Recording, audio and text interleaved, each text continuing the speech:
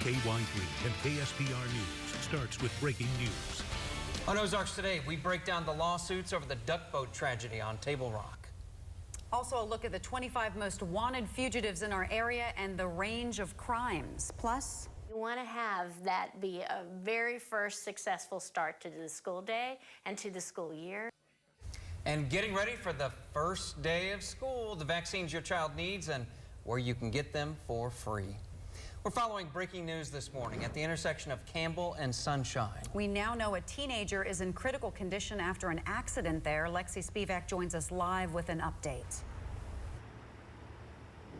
Paul and Maria, the first update that I want to bring you guys really concerns your morning commute. Campbell and Sunshine are now back open. Police just cleared the area within the past 20 minutes or so. But this incident started just after 11 o'clock last night. We're told that a vehicle was headed northbound on Campbell. That's when that 18-year-old man went into traffic somehow or another and was struck by that car. Now, the driver of that vehicle is okay. However, that man who was hit by the car, again, that 18-year-old teenager, is currently in the hospital in critical conditions. Now, we're also told by police that that car was probably going the speed limit, about 40 miles per hour in this area. They also don't believe that there's any impairments of any sort in either of these parties, whether the driver or that teenager who was hit by the car. So no drugs, no alcohol that they believe of right now. So they are still looking into what really caused this, whether that person maybe didn't see the car coming on the road. We are also told that that car did have the green light when this happened just last night. Again, just after 11 o'clock. Want to repeat, if you're just joining us, that this teenager, 18-year-old who was hit by this car is in critical condition this morning. And again, as far as your morning commute goes, Campbell and Sunshine are back open. Paul, Maria, back to you. Thank you, Lexi. Missouri's Attorney General is working to figure out if criminal charges should be filed in the deadly duck boat accident. 17 people drowned on Table Rock Lake. Meantime, one family is asking for $100 million in a federal lawsuit. Justin Core joins us now. And Justin, what does this lawsuit accuse the owners of doing? Guys, simply put, they say Branson's Ride the Ducks owners and operators chose profits over safety. A Philadelphia law firm filed the suit on behalf of 76-year-old Irvin Coleman and 2-year-old Maxwell Coleman, 2 of the 9 members of the Coleman family who died in the duck boat sinking July 19th. These lawyers have represented people involved in duck boat accidents before, and the lead attorney calls the boats sinking coffins and wants them banned. A lawsuit claims Ripley's Entertainment knew about design flaws that made the boats susceptible to sinking. It also claims the crew ignored multiple storm warnings. 6:32, there was a firm warning issued for severe thunderstorms, including the 60-mile-an-hour winds, including a specific mention of Table Rock Lake. They tried to beat the storm by going on water first, rather than refunding the $40 that each of these people paid. But they also say for the Coleman family, the lawsuit isn't about money. They just don't want another family to go through the horror, despair, and heartache they have, which is why they want the boats banned. Another attorney is representing the estates of 3 other members of the Coleman family who died in that accident. And in another lawsuit, 3 daughters are seeking more than $125,000 in damages for the deaths of their parents, William and Janice Bright from Higginsville. They died in the same accident, and we're expecting attorneys to announce more lawsuits this afternoon. Maria, Paul. A truck carrying emergency relief supplies from Springfield will arrive in Northern California soon. The Carr Fire is now the 7th most destructive wildfire in the state. Jeff Nini with Convoy of Hope joins us now on the phone. And Jeff, how many different places are you setting up to give out supplies? At this point, we have a plan to set up 3 locations, but that's likely to change a little bit, probably go up over the next day or so until the trucks arrive. Jeff, when do you expect the trucks to arrive? And I'm wondering, what kind of training does your team have for dealing with a dangerous wildfire like this, really unpredictable?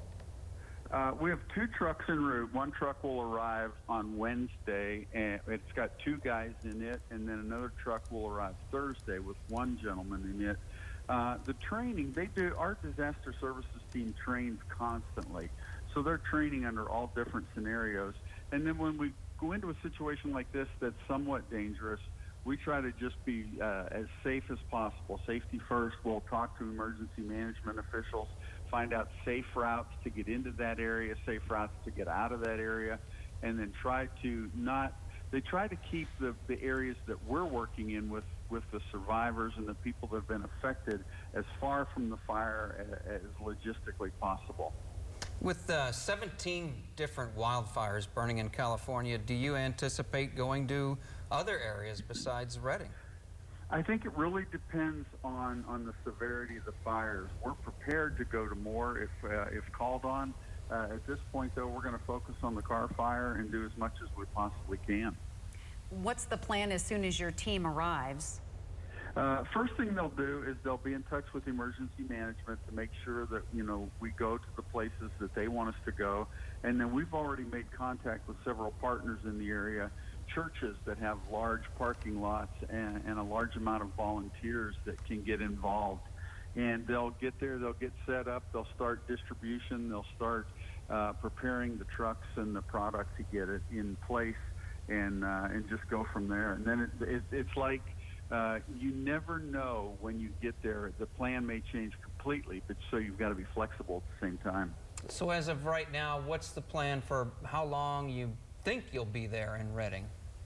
In Redding, the plan right now depends upon how quickly they can contain the fire. As long as that fire's in an uncontained situation, there's going to continue to be need. But it's amazing how quickly things bounce back to a new normal as soon as that fire gets contained. So it all rests totally on that. We've been hearing some heartbreaking stories out of California. 6 people dead because of the Carr Fire. What can people here in the Ozarks do to help? I think there's always 2 things they can do. They can pray, number 1, if they're a praying person, and number 2, they can support organizations that are going into the fire, going into the area to help people. Organizations like Convoy of Hope, but there's also several other organizations that are doing a great job as well. All right, Jeff Neeney, Convoy of Hope, thanks for joining us this morning and for reaching out to help other Americans in dire need right now. We've got some rain in the Ozarks this morning, but we could definitely use much more. Here's Brandon to show us what's left on the radar right now, Brandon? Yeah, boy, there's just not a whole lot, but a couple of showers, and certainly there were quite a few more of them just a few hours back, but everything so far moving to the southeast, maybe sprinkling in West Plains, a little bit of rain over here, southern Oregon County, kind of approaching Myrtle right now. And you go back about an hour, and we actually had a pretty good storm right there north of Salem, Arkansas, but pretty much everything has died down at this point with a couple hit and miss sprinkles. We're at 61 now in Springfield. It's cooled off just a bit more. 64 at Rogers and Branson and 63 up in Salem. We're going to see at least some sunshine. Cloud cover is going to break here and there. We're going to warm up fairly slowly today and actually pretty cool for the time of year. Something around 80 degrees, and we've got the chance for additional showers and storms today. But this is probably it. We start a dry streak tomorrow, or for some of you continue it, and the temps are going to start going back uphill. I'll be back with the forecast in just a few minutes. Thanks, Brandon. Parents are getting kids ready for the new school year, and one thing on the checklist is shots. You can get those vaccines for free starting today. 2,600 students in the Springfield Public School System need vaccines. The Director of Health Services says the vaccines prevent illnesses from spreading. Because we've had the majority of our children vaccinated, we've not seen in our lifetime what the results are for not getting mass immunizations done. Again, these free vaccine clinics start today at Hillcrest High School. Tomorrow's is at Glendale High School. Thursday, they'll be at Kickapoo High School. Friday at Central. And the last one Saturday at Parkview. You can see those on the screen there. Each of those days, the clinics start at 9 in the morning and they go until 12:30. Some criminals are getting attention at the Ozark Empire Fair. You'll get a look at the 25 most wanted fugitives by the Greater Springfield Area Crime Stoppers. The mugshots are on display at the police department's booth there at the fairgrounds. The crimes range from burglary, theft, drugs, and forgery to rape, assault, and putting a child in danger. You peruse here, when you guys check this out, you are going to be able to tell Robert Abbott had his warrant issued in April 2018, but we also have some older ones Most of them are violent crimes. All are felonies. We wanted people that we felt might still have ties to the community, or that people in our communities might still know where they fled to if they're not local anymore. If you recognize any of the fugitives, you could get up to $1,000 if your tip helps police make an arrest. Just call the number on your screen right now, 417-869-TIPS. That's 869-8477. You can find all of the most wanted on the Crime Stoppers Facebook page. MoDOT will be holding a public meeting today to talk about plans to widen Highway 65 here in Christian County. The meeting starts at 4:30. It's at the Mercy Orthopedic Hospital. It's right off Evans Road here and Highway 65. The construction will be between here, Evans Road, and down here to CC in Christian County. That work is expected to start in late August. It should take about a year to complete. The Senate Judiciary Committee will question the Trump administration today on why families separated at the border have not been reunified. The lawmakers also want an investigation into reports of abuse of immigrants at government detention facilities. Reps from the U.S. Border Patrol, Department of Homeland Security, and the Justice Department are expected to testify.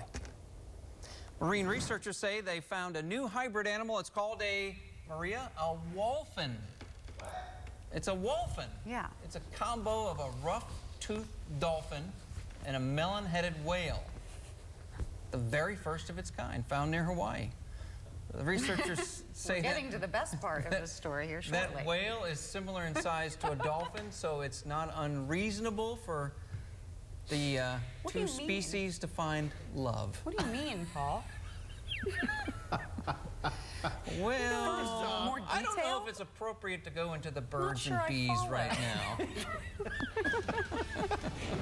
Has anybody else ever heard of a melon-headed whale to begin? No. What? And I'm sorry, but that just looks like a plain old dolphin to me. It's a wolfen. Okay. Well, we're just going to go on. We've got a lot of cloud cover around, but some sun already trying to poke through, and there's a chance for some rain today.